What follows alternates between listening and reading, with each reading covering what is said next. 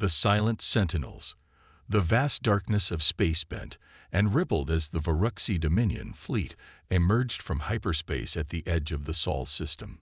27 warships of various sizes materialized like predatory fish, surfacing from the depths, their sleek hulls absorbing rather than reflecting the distant sunlight. At the center of the formation floated the flagship Undeniable Sovereignty, a vessel nearly 8 kilometers in length that had overseen the subjugation of 11 civilizations.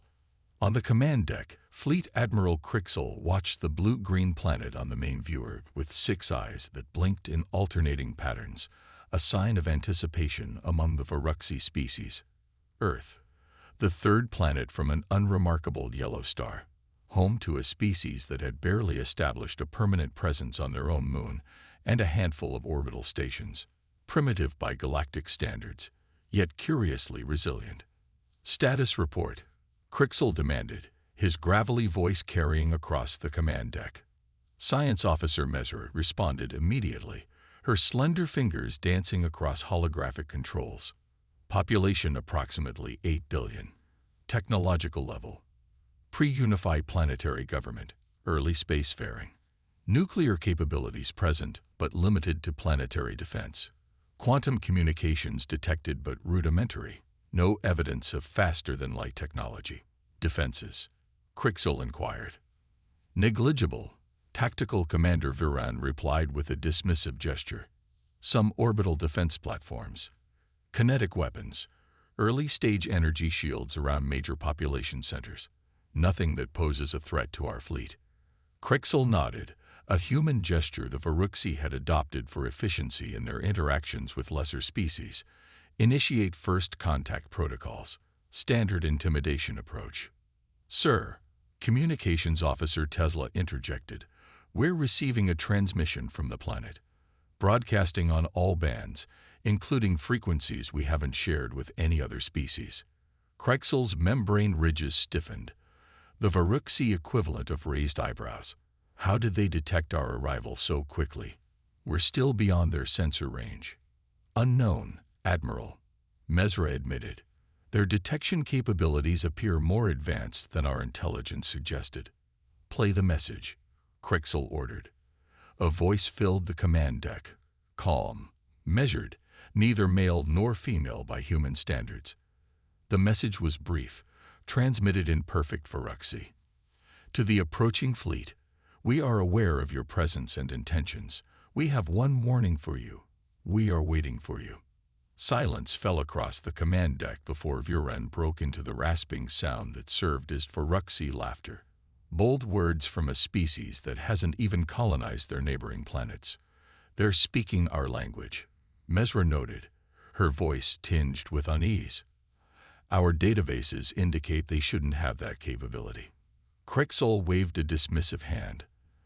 They must have intercepted communications from our advanced probes. Clever, but ultimately futile. Send our standard response. Surrender or face annihilation.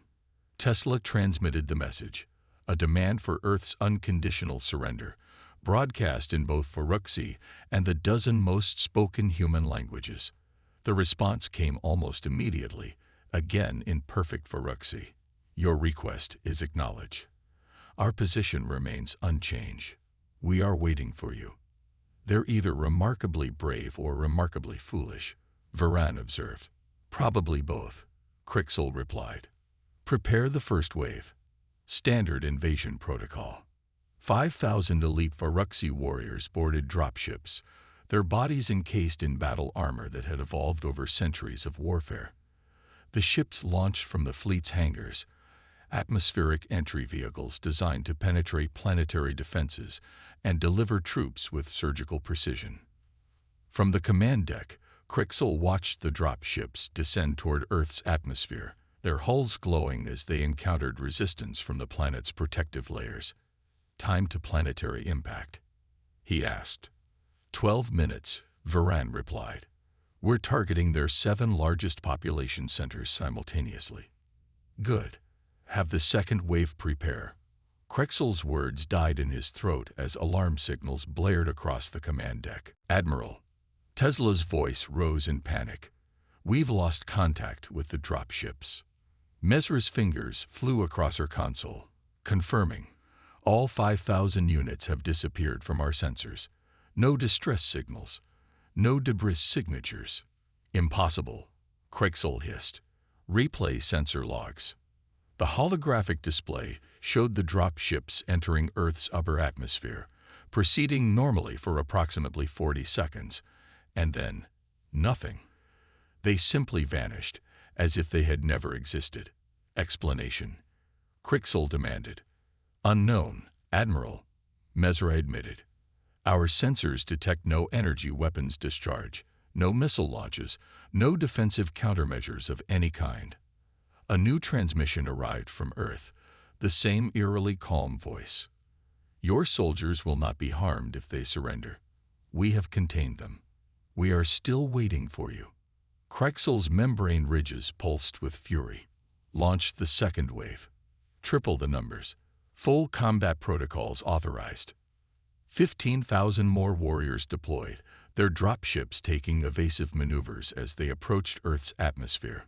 The result was the same. Complete disappearance without explanation, without distress signals, without any sign of conflict.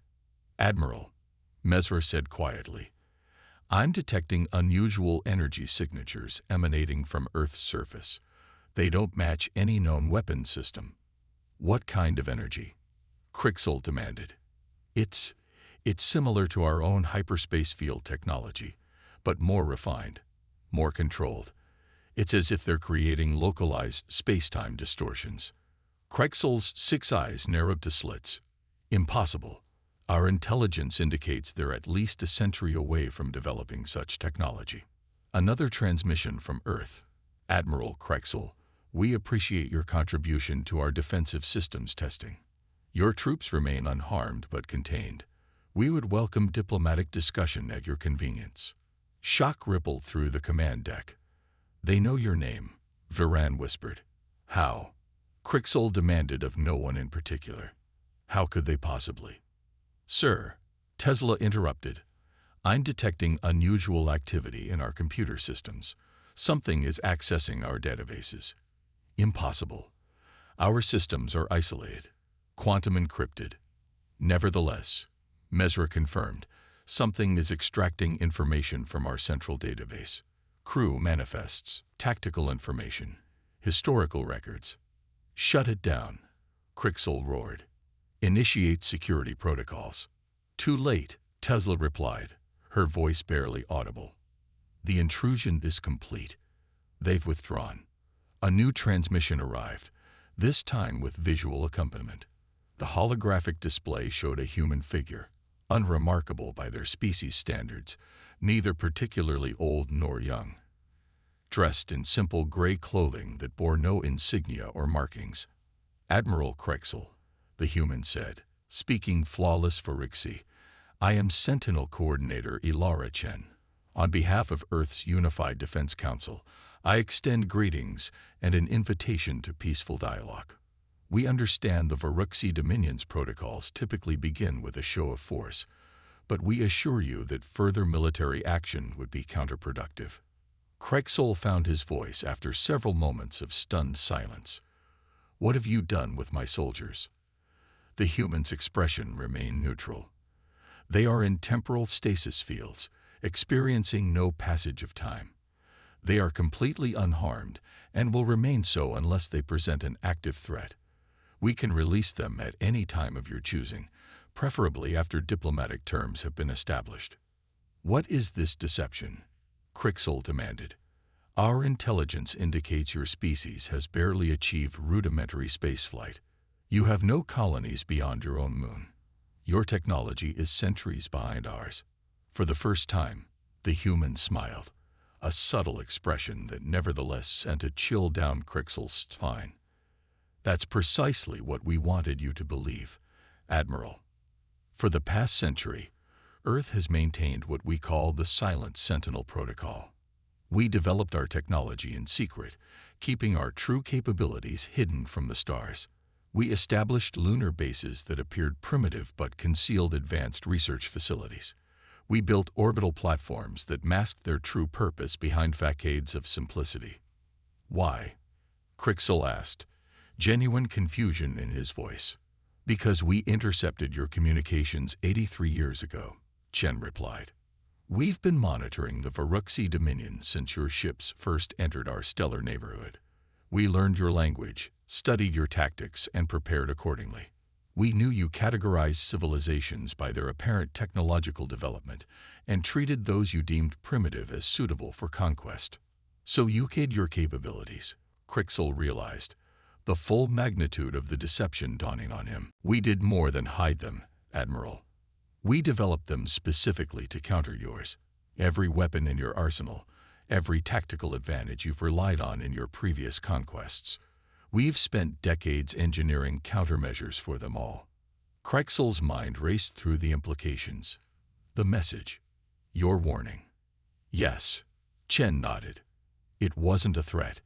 It was simply a statement of fact. We have been waiting for you, Admiral Crixel, for a very long time. The silence that followed was broken by Mesra's alarmed voice.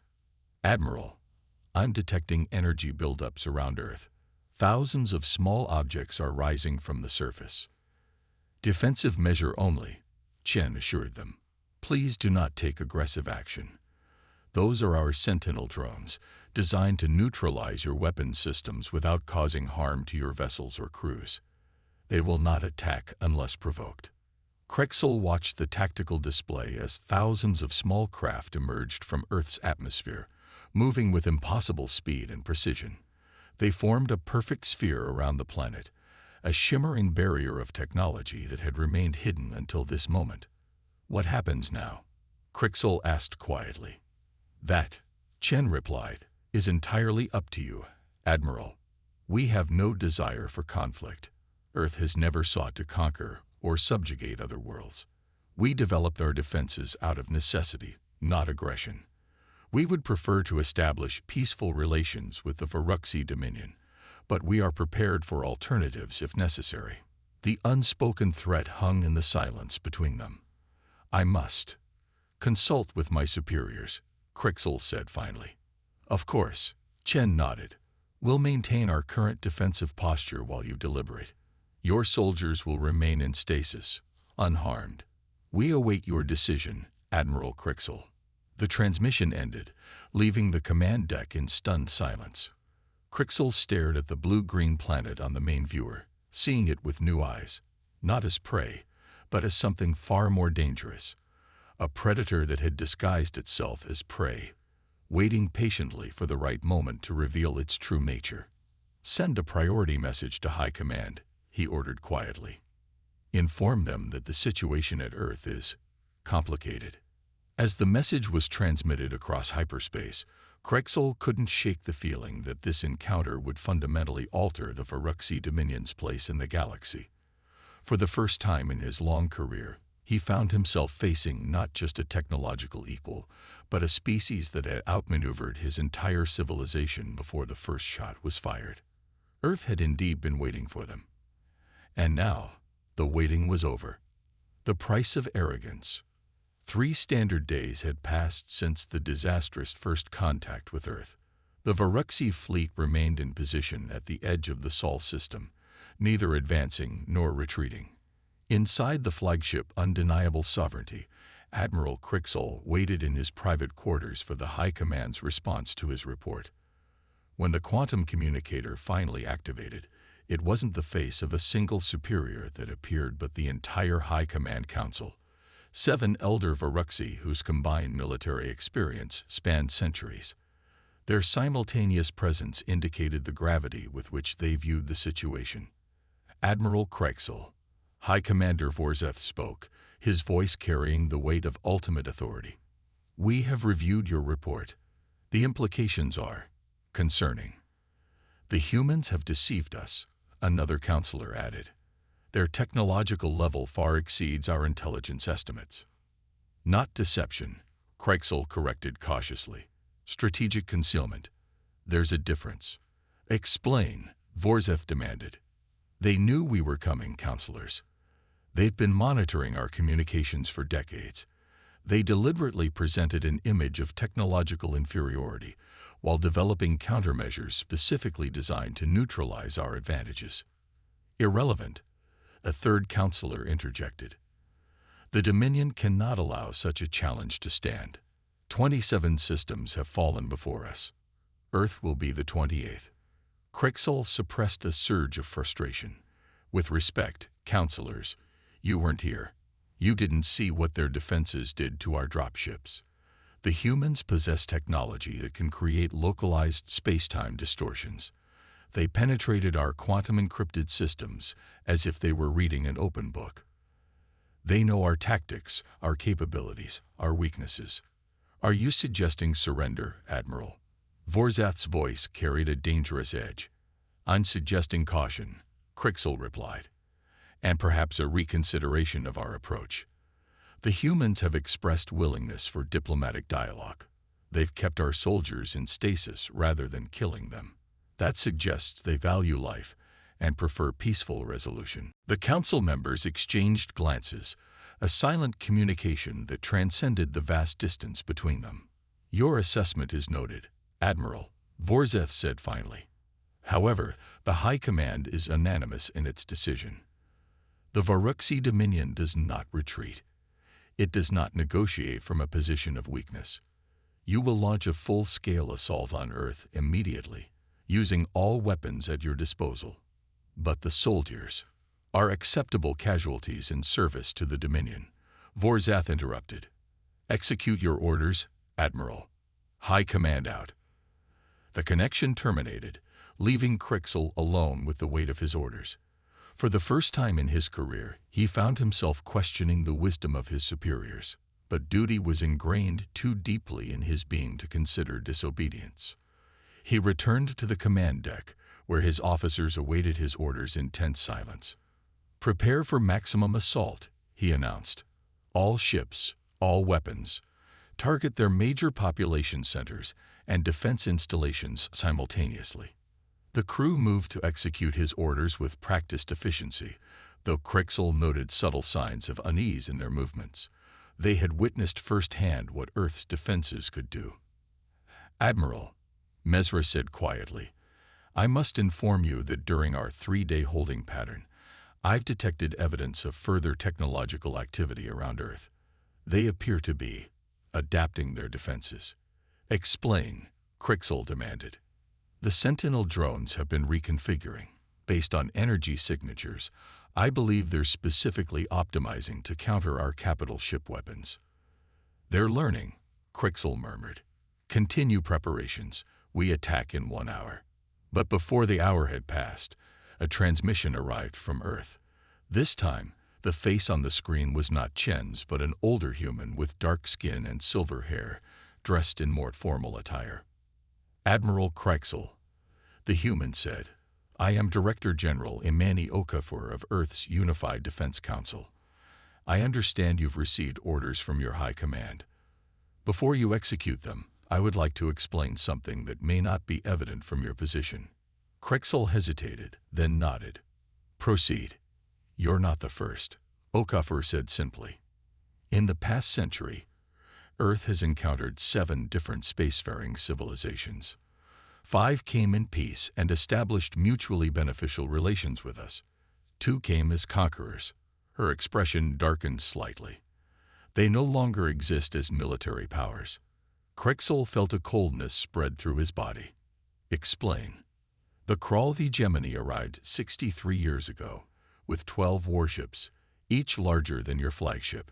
They refused diplomatic contact and launched an immediate assault.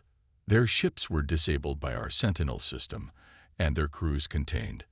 When they detonated their reactors in a suicide attempt, we were forced to neutralize them completely. Okafor continued, her voice steady. The Morkai Collective arrived 29 years ago. After initial hostilities, they chose negotiation. Today, they are our allies and trading partners. The choice is always offered, Admiral. And you're offering it to us, Crixel realized.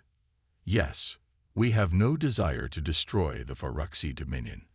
We would prefer peaceful coexistence, but make no mistake, We will defend ourselves with absolute effectiveness if necessary. You claim to have destroyed civilizations more powerful than ours, Crixel said, struggling to maintain his composure. Why should I believe you? In response, Okafor nodded to someone off-screen.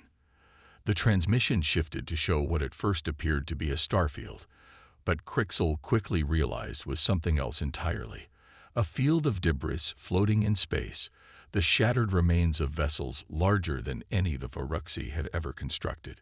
This is what remains of the Kral command fleet, Okafor's voice explained as the image continued. We keep it as a memorial and a reminder of the costs of arrogance. We do not wish to add Varuxi ships to this graveyard, Admiral. The transmission returned to Okafor's face. Your soldiers remain unharmed. Your ships remain intact. This can end without further bloodshed. Crixel found himself at a crossroads that had never appeared in his training or experience. The Dominion did not retreat. It did not negotiate when victory was demanded. And yet, I must consult with my officers, he said finally. Of course, Okafor nodded. We will await your response. The transmission ended, leaving the command deck in heavy silence. Tactical assessment, Crixel demanded, turning to Vuren. The tactical commander hesitated. Admiral, based on what we've witnessed and what they've shown us, I believe their capabilities exceed ours by a significant margin. The Sentinel drones alone demonstrate technology we haven't achieved. Their ability to penetrate our systems suggests a level of quantum computing we've only theorized about. Science officer, Crixel turned to Mesra. The debris field they showed appears genuine, she reported. Spectral analysis suggests vessels constructed of materials similar to our advanced alloys, but with evidence of weapons damage we cannot explain. She paused. Admiral, I believe they were telling the truth. Crixel turned to address the entire command staff.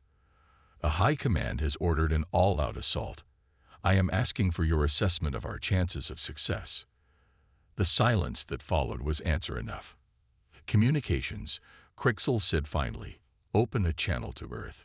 When Okafor's face appeared again, Crixel spoke with a dignity born of difficult realization. Director General, I wish to request a formal cessation of hostilities and the opening of diplomatic channels between Earth and the Varuxi Dominion. Okafor's expression remained neutral, but there was a softening around her eyes.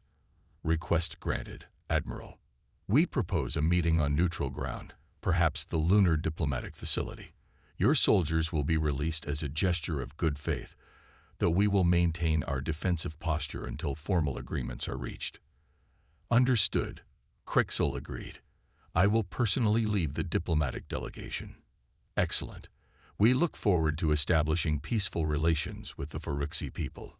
As the transmission ended, Crixel turned to his second-in-command. Send a message to High Command. Inform them that I have initiated diplomatic proceedings with Earth under my authority as Fleet Commander. I take full responsibility for this decision. Admiral, Vuren said quietly, the High Command may view this as treason. Then they can execute me after we've secured the safe return of 20,000 Varuxi soldiers, Crixel replied. Sometimes, Commander, victory means recognizing when you are outmatched. 6 hours later, Crixel found himself descending to the lunar surface in a shuttle, accompanied by a small delegation of officers. The lunar facility came into view, the sprawling complex of domes and towers that had appeared primitive in their reconnaissance images, but now revealed its true sophistication. Inside the diplomatic chamber, Crixel found himself facing not only humans but representatives from species he had never encountered before, the allies Earth had mentioned. Director General Okafor rose to greet him. Admiral Crixel, welcome to Lunar Diplomatic Center. We appreciate your willingness to engage in peaceful dialogue. I must confess, Crixel said, this is not a situation I was prepared for. The Dominion's history does not include many diplomatic resolutions. Perhaps it's time to write a new chapter in that history, Okafor suggested. As they took their seats at the round table, a deliberate symbol of equality, Crixel found himself curious about something that had bothered him since their first encounter. Director General, there's something I don't understand. If you knew we were coming, if you had prepared for our arrival for decades, why wait? Why not reach out diplomatically before we arrived with hostile intent? Okafor exchanged glances with her colleagues before answering. A fair question, Admiral. The truth is, we tried. 3 times over the past decade, we sent diplomatic envoys toward Varuxi space. All 3 were destroyed without communication. Crixel felt a cold realization wash over him. The unidentified vessels in the Celsus sector. The High Command classified them as potential threats and ordered them neutralized. Yes, Okafor nodded. After the 3rd attempt, we concluded that the Varuxi Dominion would only respect strength. So we waited, knowing you would eventually come to us. And prepared a reception we wouldn't forget, Crixel added. Precisely, Okafor agreed. Sometimes, Admiral, the only language aggressors understand is a demonstration that aggression will not succeed. The diplomatic sessions continued for 3 standard days, resulting in a preliminary treaty that would have been unimaginable to Crixel only a week earlier. The Varuxi Dominion would recognize Earth's sovereignty and territorial claims to the Sol system. A non-aggression pact would be established. Cultural and scientific exchanges would begin under carefully monitored conditions. Most significantly, Earth offered to share certain technologies, not weapons, but medical advancements, agricultural innovations, and sustainable energy systems that could benefit Varuxi civilian populations. As Crixel prepared to return to his fleet, now reunited with the soldiers who had been released from stasis, Okafor approached him privately. Admiral, before you depart, there's something you should know. Something that may help you when you face your High Command. What is that? Crixel asked. We've been monitoring their communications. They've already dispatched a secondary fleet to the Sol system. 12 more warships, with orders to support your assault, or, if necessary, to ensure your compliance with their original orders. Crixel felt the blood drain from his face. When will they arrive? In approximately 18 standard days, Okafor replied. But they won't find you here. The treaty you've signed includes a provision for a Varuxi diplomatic mission to remain on Earth. You could, if you wish, request assignment to that mission. Understanding dawned. Political asylum. We prefer to call it a long-term cultural exchange. Okafor smiled slightly. But yes, for you and any of your crew who wish to remain. The rest can return to Varuxi space with the knowledge that Earth is not a threat to them, unless they choose to make us one. And when the second fleet arrives, Crixel asked, they will receive the same message the first fleet did, Okafor said calmly. We are waiting for you. Crixel made his decision. He would return to the fleet, present the treaty to his officers, and offer them a choice. Return to face the High Command's judgment or remain as part of the diplomatic mission. He suspected many would choose the latter. The Varuxi respected strength, and Earth had demonstrated strength without cruelty, a combination worthy of respect. As his shuttle ascended from the lunar surface, Crixel gazed at the blue-green planet that had changed everything. Earth had been waiting for them, had prepared for them, had outmaneuvered them completely, and then had shown mercy when victory was absolute. Perhaps there were better ways than conquest after all.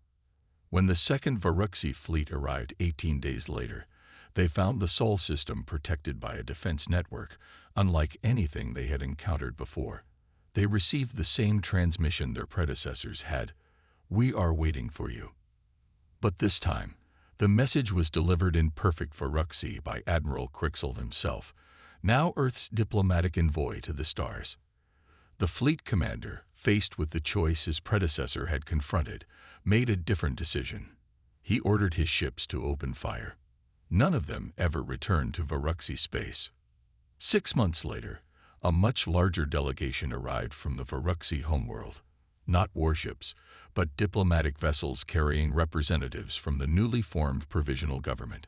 The High Command had been dissolved after news spread of the fate of 2 fleets sent against Earth. As the new Varuxi representatives took their places at the round table in the Lunar Diplomatic Center, Director General Okafor welcomed them with the same words that had once been a warning. "We have been waiting for you." But this time, they were words of welcome, not warning.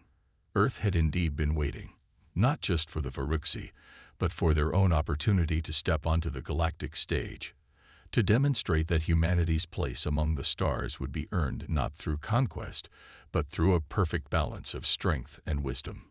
The silent sentinels continued their vigil around Earth, no longer hidden but standing as a visible reminder that some warnings need only be given once.